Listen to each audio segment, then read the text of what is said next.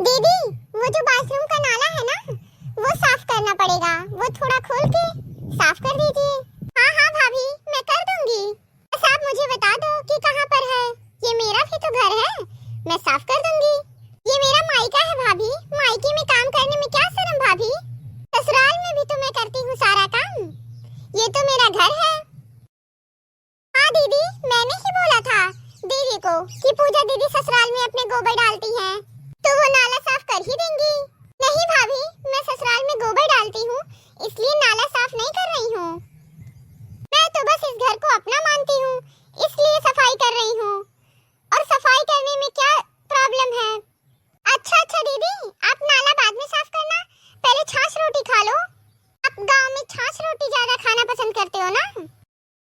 दीदी, कहने को तो बड़ी भाभी हूँ मैं आपकी, ऐसे काम करवाते हुए ना बड़ी शर्म आ रही है मुझे। लेकिन क्या करूँ, मेरी तो कमर में बहुत दर्द है ना, मैं तो खुद कर लेती। दीदी, छोटी भी कर देती नाला साफ, लेकिन इसको अपने हाथ में मेहंदी लगानी है, और मेहंदी लगाने में 2-3 घंटे तो लगेंगे ही। तीजे की शादी है, सूने हाथ थोड़ी ना जाएंगे।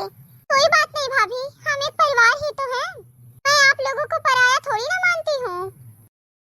छोटी, एक काम कर, फटाफट तो दीदी को छाछ रोटी दे दे।